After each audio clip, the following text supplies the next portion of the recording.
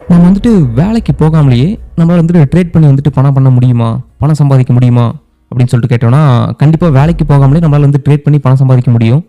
ஏன் வேலைக்கு போகாமலே அப்படின்ற வேர்ட் வந்து யூஸ் பண்ணேன் அப்படின்னா, நெறைய பேரோட தாட் என்னன்னா, வேலைக்கு போகாம ட்ரேட் பண்ணலாம். வேலைக்கு போகாம வந்துட்டு உங்களால வந்துட்டு இவ்வளோ சம்பாதிக்க முடியும், அவ்வளோ சம்பாதிக்க முடியும்னு சொல்லிட்டு நெறைய ஆட்ஸ்லயும், நெறைய இன்ஃப்ளூயன்சர்ஸும் பேசி கேள்விப்பட்டிருக்கேன். அதனால தான் நானும் அதே வேர்ட யூஸ் பண்ணேன். அந்த அந்த வார்த்தைக்கு பின்னாடி என்ன இருக்கு அப்படின்னு சொல்லிட்டு பார்த்தோம்னா, வேலைக்கு போறது அப்படின்னா ரொம்ப கஷ்டப்படக்கூடிய வேலை. நீங்க போய் ஒரு இடத்துல ஒரு ஸ்கில் செட்ட வளர்த்துக்கிட்டு கஷ்டப்பட்டு ஒரு இன்டர்வியூ கிராக் பண்ணி அதுக்கப்புறம் ஒரு வேலைய புடிச்சு, அது ஒரு நல்ல பேக்கேஜ புடிச்சு, அதுக்கப்புறம் நீங்க உட்காந்து வேலை செஞ்சா தான் உங்களுக்கு மந்த்லி இன்கம் வரும். அதுவே ட்ரேடிங்னா ரொம்ப ஈஸியா சம்பாரிச்சிடலாம்.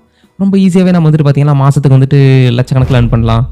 இல்ல நீங்க வேலைக்கு போய் சம்பாரிக்கிற அமௌண்ட்ட விட ரொம்ப பெரிய அமௌண்ட் வந்துட்டு உங்களுக்கு ட்ரேடிங்ல இருந்து மட்டுமே வரும் அப்படின்னு சொல்லிட்டு ஒரு சில டாக் போயிட்டு இருக்கு.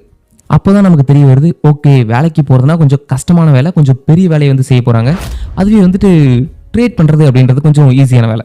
ரொம்ப சிம்பிளா வந்துட்டு ஒரு சார்ட் அப்படியே மேல கீழ போயிட்டு இருக்கும். அதுல வந்துட்டு ஒரு இடத்த ப்ரெடிக்ட் பண்ணி இந்த இடத்துல வாங்கிட்டோம் அப்படின்னா, இங்க மேல போகும்போது நம்ம வந்து செல் பண்ணிட்டு ப்ராஃபிட் புக் பண்ணிட்டு கீழ வந்துடலாம்.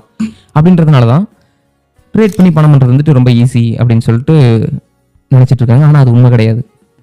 வேலைக்கு போகாமலே அப்படின்ற வார்த்தையே நமக்கு தவறான வார்த்தை. நீங்க வேலைக்கு போகும்போது நீங்க ஃபேஸ் பண்ற ப்ராப்ளம்ஸ் அண்ட் உங்களுக்கு வரக்கூடிய பேரியர்ஸ், அதாவது இந்த சேலரி பேக்கேஜா இருக்கலாம், இல்ல ஃபர்ஸ்ட் நீங்க வாங்கக்கூடிய ஜாபா இருக்கலாம்.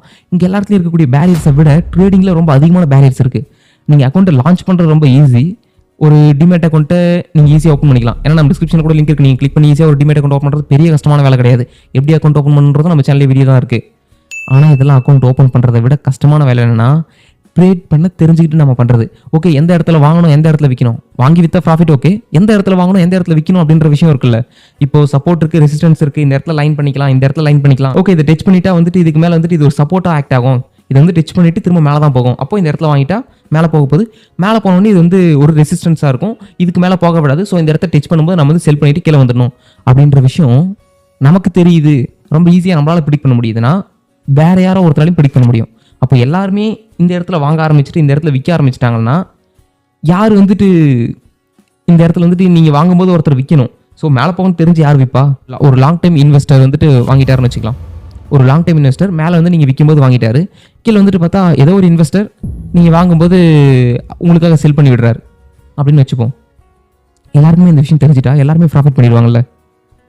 எல்லாருமே நல்லா ப்ராஃபிட் பண்ணிடுவாங்களே ரொம்ப ஈஸியாக. அதாவது வேலைக்கு போகிறத விட ஈஸியாக ட்ரேடிங்கில் பணம் பண்ண முடியும்னா எல்லாருமே ட்ரேடிங்கில் பணம் பண்ணிடலாமே. ஸோ ட்ரேடிங் வந்துட்டு வாய்ப்பே இல்லை, அது வந்து உதவாத வேலை, கண்டிப்பாக லாஸ் பண்ணிடுவோம்னு சொல்ல வரல. வேலைக்கு போகிறத விட ஈஸி ட்ரேடிங் அப்படின்ற விஷயத்த மட்டும் தான் இப்போ பேசிகிட்டு இருக்கோம். வேலைக்கு போகிறத விட ஈஸி வந்து ட்ரேடிங் கிடையாது. வேலைக்கு போகிறதுல பார்த்தீங்கன்னா நீங்கள் ஒரு இடத்துல ஜாபுக்கு ஜாயின் பண்ணுவீங்க, வேலைக்கு செய்வீங்க, காசு தருவாங்க. நீங்கள் ஜாபை ஒழுங்காக செய்யலைன்னா உங்களுக்கு வரக்கூடிய இன்க்ரிமெண்ட்டோ இல்லை ஏதோ ஒரு சின்ன சின்ன இஷ்யூஸ் வரலாம். இன்க்ரிமெண்ட் வந்து உங்களுக்கு வராமல் போகலாம், இல்லை உங்களுக்கு கொடுக்கக்கூடிய இன்சென்டிவ்ஸை கொடுக்காம விடலாம். இந்த மாதிரி சின்ன சின்ன ப்ராப்ளம் தான் இருக்கும். மிஞ்சி போனால் எப்போ வேலையை விட்டு போயிடுப்பா, நீ வந்துட்டு நான் கொடுத்த வேலையை ஒழுங்காக செய்யலை, நீ வேலையை விட்டு போயிடு அப்படின்னு சொல்லுவாங்க. அதுவே நீங்கள் ட்ரேடிங்கில் பண்ணக்கூடிய மிஸ்டேக்ஸ், நீங்கள் ட்ரேடிங்கில் கொஞ்சம் கேர்லெஸ்ஸாக இருந்தீங்கன்னா உங்ககிட்ட இருக்கக்கூடிய மொத்த கேபிட்டலுமே லாஸ் ஆகிடும். ஸோ இதனால தான் சொல்கிறாங்க ட்ரேடிங்கை விட ஜாப் வந்து ஈஸி. எல்லாருமே சொல்கிற மாதிரி ஜாபை விட ட்ரேடிங் வந்துட்டு ரொம்ப ஈஸியான வேலை அப்படின்னு சொல்லிட்டு கிடையாது.